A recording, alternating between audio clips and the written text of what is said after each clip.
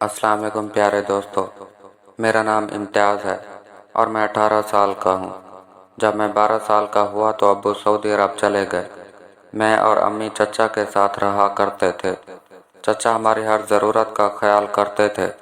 अब्बू हर महीने पैसे भेज देते और चचा हर महीने हमारे घर का राशन वगैरह डलवा देते। मैं अक्सर ये बात नोट करता कि जब भी अम्मी और चचा बात कर रहे होते और मैं घर में दाखिल होता तो चचा के चेहरे का रंग उड़ जाता और अम्मी भी घबरा कर वहाँ से उठ जाती। चचा शादीशुदा थे और चचा की एक 15 साल की बेटी थी जिसका नाम जोया था। जोया देखने में बहुत ज़्यादा खूबसूरत थी और अम्मी से मैंने ये सुन रखा था कि वो जोया को अपनी बहू बनाएंगी, उससे उनके ताल्लुकात मज़ीद अच्छे हो जाएंगे। मगर मैं अपने दोस्त की बहन को पसंद करता था और मैं जोया से शादी नहीं करना चाहता था। एक दिन मैंने अम्मी से कहा कि मैं अपने दोस्त के साथ उनके घर पढ़ाई करने जा रहा हूँ। रात को आप दरवाज़ा बंद कर देना। अगर मैं देर से लौटा तो दरवाज़ा खटखटाऊंगा। अम्मी के चेहरे पर एक मुस्कुराहट सी छा गई। अम्मी की ये मुस्कुराहट देखकर मैं परेशान हो गया कि मैं बाहर जाने की बात कर रहा हूँ तो अम्मी इतना खुश क्यों हो गई। अम्मी ने मुझसे पूछना भी ज़रूरी नहीं समझा कि मैं किस वक्त घर वापस आऊँगा। फिर मैं अपनी किताबें समेटकर बैग में डालकर शाम को 8 बजे दोस्त की तरफ रवाना हो गया। दोस्त का घर काफ़ी दूर था। जब मैं पहुंचा और हम लोगों ने बैठकर इम्तिहान की तैयारी शुरू की, अजीब किस्म का दर्द उठने लगा और उसने कहा कि मैं सोना चाहता हूँ, तुम कल आ जाना, कल पढ़ाई करेंगे। रात के 11 बज गए थे और वापसी मेरे लिए काफ़ी मुश्किल थी। तभी मैंने अपने दोस्त के गार्ड से कहा कि मुझे घर छोड़ दे। फिर वो मुझे बाइक पर ही छोड़ने आया। मैंने घर से थोड़ा दूर उसे कहा कि मुझे उतार दो, मैं पैदल ही चला जाऊंगा। वो मुझे छोड़कर वापस चला गया। मैं घर के करीब आया तो ये देखकर मैं बहुत हैरान हुआ कि घर का दरवाज़ा खुला हुआ था। अम्मी ने दरवाज़ा बंद नहीं किया था। हालांकि मैं अम्मी से यह कहकर गया था कि घर का दरवाज़ा बंद कर देना, मैं 1 या 2 बजे घर वापस आऊँगा। मगर अम्मी को इस बात का तो अंदाज़ा ही ना रहा कि मैं इतना जल्दी लौटकर घर वापस आ जाऊँगा। फिर जब मैं घर में दाखिल हुआ तो अम्मी के कमरे की लाइट ऑन थी। मैं और अम्मी एक ही कमरे में सोया करते थे। फिर मैंने आहिस्ता से बैग उतारा और अम्मी के कमरे में चला आया ताकि मैं अपने बिस्तर पर आराम से सो सकूं और अम्मी की नींद खराब ना हो। मगर ये क्या, सामने का मंजर देखकर तो मेरे अवसान खता हो चुके थे कि अम्मी और चाचा बगैर किसी पर्दे के एक ही बिस्तर पर लेटे हुए थे। वो सब देखते ही मैं खौफ के मारे कांपने लगा और डर के मारे अपने कमरे में आ गया। फिर कुछ देर बाद मुझे किसी की आहिस्ता आहिस्ता बोलने की आवाज़ें आईं। जब मैं अम्मी के कमरे के पास आया और खिड़की के शीशे से उन दोनों को नजरें उठाकर देखने लगा तो वो दोनों अभी भी इसी काम में मगन थे और चचा पूरे जोश व खरोश से अम्मी को सुकून दे रहे थे। अम्मी उनसे कह रही थी कि मैं न जाने कितने अरसे से इस काम की भूखी हूँ। मेरे शोहर ने तो मेरा ज़रा भी ख्याल ना किया और मुझे यूं अकेला इस जवानी में छोड़कर चला गया। अभी तो मैंने जवानी के दिन ही कहाँ गुजारे थे, उसने मेरा सोचा भी नहीं और पैसे कमाने के चक्कर में बाहर मुल्क चला गया। यह तो मैं शुक्रगुजार हूँ तुम्हारी कि तुम हमेशा मौका देखकर मेरी भूख मिटा देते हो, वरना मैं कहाँ जाती। सुकून है वो किसी और में भला कहाँ हो सकता है। ऐसा सुकून तो मुझे कभी आपके भाई ने भी नहीं पहुँचाया था।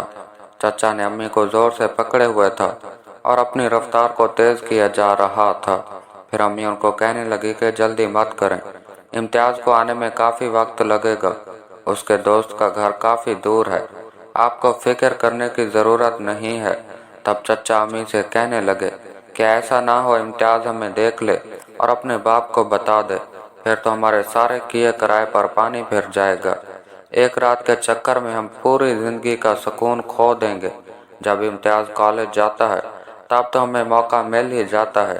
तो अम्मी हंसकर उनसे कहने लगी कि जो सुकून रात में है वो दिन में कहाँ है। मैं क्या बताऊँ, मैं अपने सारे दिन की थकावट को रात को दूर कर देना चाहती हूँ, मगर तुम तो रात में मुझे कभी मुयस्सर ही नहीं आते।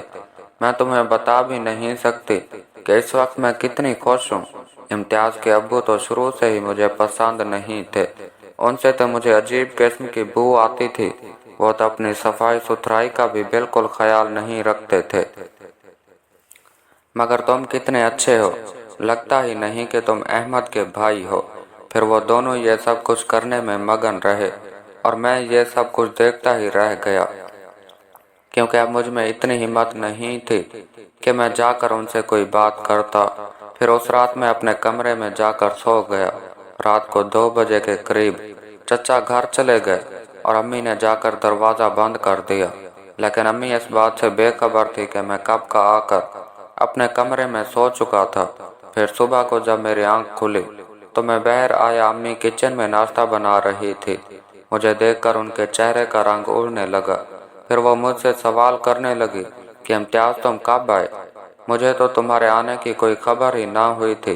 फिर मैंने अम्मी से बात छुपाते हुए अम्मी से कहा कि अम्मी मैं रात को काफ़ी लेट आया था, घर की दूसरी चाबी मेरे पास थी, इसलिए आपको पता नहीं चला। अम्मी काफ़ी मुतमईन हो गई थी और मुझे नाश्ता देने लगी। मैं नाश्ता करते करते ये सोचने लगा कि मैं चचा की बेटी से तो अब हरगिज़ शादी नहीं करूँगा। उससे तो अम्मी और चचा के ताल्लुकात मज़ीद मजबूती से कायम हो जाएंगे। मैं अपने दोस्त की बहन से शादी करूँगा, क्योंकि मैं लैबा से वादा कर चुका था और लैबा और मैं एक दूसरे को बहुत ज़्यादा पसंद भी करते थे। मगर यह बात आज मैंने ठान ली थी कि मैं जोया की ज़िंदगी बर्बाद करके रहूँगा, क्योंकि वो मेरे चचा की बेटी थी। आखिर चचा मेरी अम्मी से इतने खुश थे तो मैं भी उनकी इसी खुशी को मिट्टी में मिलाना चाहता था और मैं जोया की ज़िंदगी बर्बाद कर देना चाहता था। अब मैं मौका की तलाश में था कि कब मुझे मौका मिले और मैं अपने काम से चचा की बेटी की ज़िंदगी को तबाह कर दूं। और अब मैं इसी बात की ताक में लग गया। अब मैं हर रोज़ अपने चचा के घर आता जाता और मौका की तलाश करता रहता।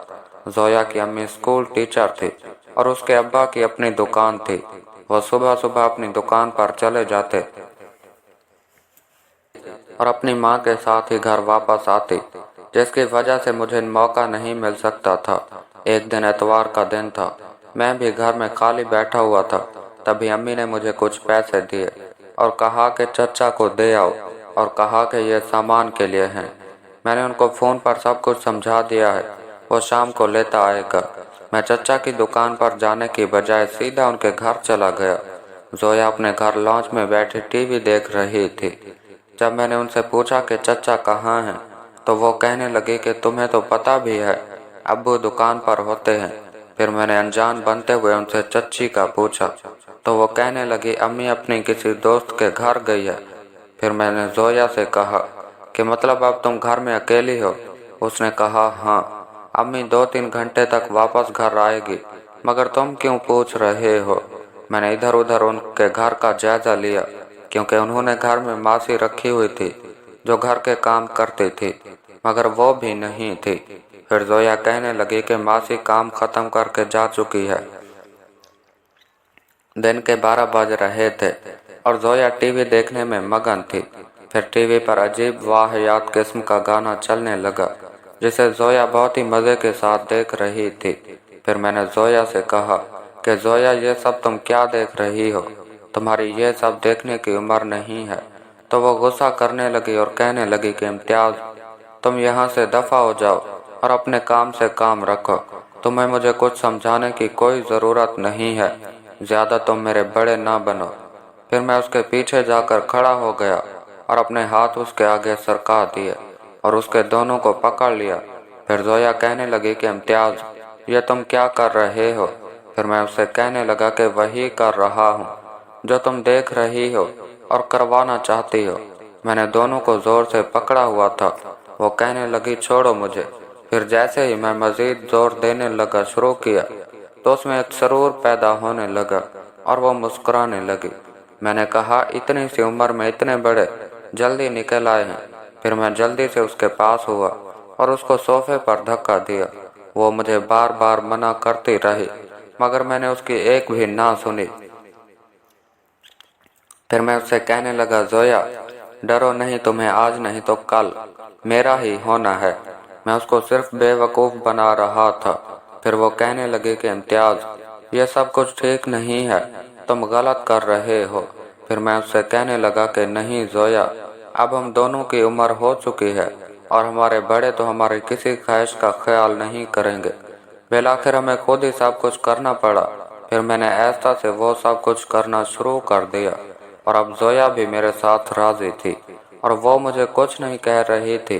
پھر وہ مجھے کہنے لگی کہ ہاں، میری ساری کلاس فیلوز کے بوائے فرینڈز ہیں، وہ ان کے سب کے ساتھ یہی کچھ کرتے ہیں، مگر میں بہت ڈرتی تھی۔ مجھے ابو سے بہت خوف محسوس ہوتا تھا۔ پھر میں زویا سے کہنے لگا کہ زویا، تمہیں ڈرنے کی کوئی ضرورت نہیں ہے، تمہیں جب بھی میری ضرورت ہو تو مجھے صرف ایک میسج کر لینا۔ پھر وہ بہت خوش ہو گئی اور وہ خوشی سے ہی میرے ساتھ وہ سب کچھ کروانے لگی۔ زویا کا وجود بہت زیادہ خوبصورت تھا اور میں اسے بھرپور طریقے سے استعمال کر رہا تھا۔ میں اس کی تعریفیں کر رہا تھا اور اسے پوری طرح پاگل بنا رہا تھا۔ وہ خوش تھی کہ میں ہی اسے اپناؤں گا، مگر یہ محض اس کی غلط فہمی تھی۔ آہستہ آہستہ زویا سکون کی وادیوں میں پہنچ گئی تھی اور میں نے بھی اپنا سارا کام تمام کر دیا۔ پھر میں اٹھ کھڑا ہوا تو وہ مجھے کہنے لگی کہ امتیاز، پلیز مت جاؤ، ابھی امی کے آنے میں کچھ وقت ہے، مجھے تمہاری مزید ضرورت ہے۔ پھر وہ مجھے اپنے بیڈ پر لے گئی۔ اس کے نرم و ملائم بیڈ پر ہم دونوں نے خوب مزے کیے۔ کچھ ہی دیر بعد دروازے پر بیل بجی تو میں بہت زیادہ خوف زدہ ہو گیا۔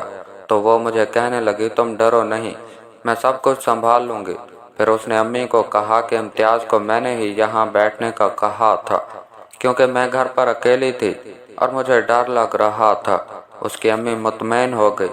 اب جب بھی اس کے گھر میں کوئی نہیں ہوتا تو وہ مجھے میسج کرتی، میں اس کے گھر پہنچ جاتا اور خوب مزے کرتے۔